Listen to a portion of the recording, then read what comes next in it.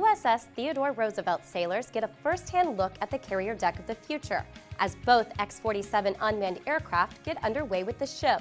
Plus, meet Fire Scout's big brother. The newest variant of the unmanned helicopter takes flight. And chilling out in the name of science, NAVAIR physicists explore a cool new way to navigate without GPS. Welcome to this edition of Airwaves. I'm Michael Lauren Prue. The Future Landing System for the Navy and Marine Corps exceeded expectations during its latest test period at sea. JPALS is a precision-based landing system based on GPS technology. 2 surrogate FA-18 aircraft were outfitted with the system and successfully performed multiple landings onto the deck of the USS Theodore Roosevelt. The test demonstrated JPAL's ability to support hands-free auto land onto a moving carrier, which is important for the system's future installation on the F-35 and unmanned aircraft. We had over 50 precision approaches on landings, primarily to a touch and go just for speed of data.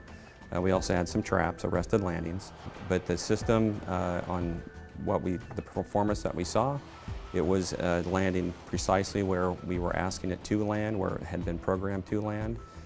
In the pilot reports that came back from this most recent test phase, it was very gentle. It was a gentle landing. It acted just like, if you will, just like the legacy systems, only a little bit better. Overall, it was a very good success. Of course, we're out there testing for a reason. We've gathered all this data, which is going to be very key to the future development of JPALS to support the future platforms like F-35 and U-Class. So the data we did during this at-sea demonstration is key for future development of JPALS. JPALS is designed to be interoperable across aircraft platforms. It is an upgrade to the current landing system, which relies on radar to calculate a touchdown point onto the deck of the ship.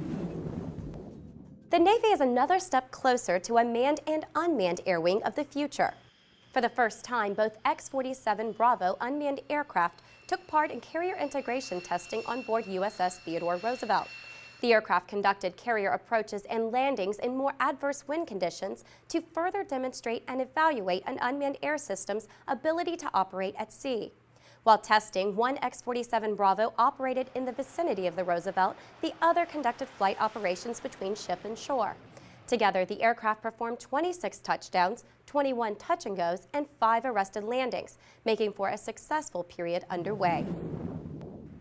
It was a successful first flight for the Navy's newest variant of the Fire Scout unmanned helicopter. The MQ-8 Charlie flew for several minutes in restricted airspace around Point Mugu, California. The air vehicle is larger and has a greater range and payload capability than its predecessor, the MQ-8 Bravo. The upgrade will provide increased support for special operations forces on the ground. Initial operation of the MQ-8 Charlie is planned for 2016, with potential for early deployment next year. GPS is a wonderful technology, but how do you navigate if you lose your satellite signal? Scientists at the Atomic Magneto-Optical Trapping Lab are trying to develop an ultra-precise technology that will enable pilots to navigate in the absence of GPS. Lasers are used to cool atoms to within a few millionths of a degree above absolute zero, which slows them down and makes them much easier to manipulate. When rotated or accelerated, the highly sensitive atom wave provides information about its surrounding environment. This same basic science can be used to detect magnetic fields. Once the basic science is developed, it will need to be engineered down to a portable size that can be used by the warfighter. I think of us as the bridge between academia, businesses, and the warfighter. So there's technology coming down the pike that the Navy can exploit and can use, but the warfighter's not going to know about it. They're busy doing their job. And so our job is to say, hey, this is cool technology, this is useful technology, and mature it and get it out to the warfighter. So that's how I envision our role, and that's why I think it's so important that we have basic science labs at NAVAIR, because if you don't do the basic science yourself, you're not going to understand it, and you're not going to realize this is useful, this is not useful. The science of the physics of cooling atoms has been responsible for 12 Nobel Prizes since 1997. This year, the Secretary of the Navy designated November as Warrior Care Month.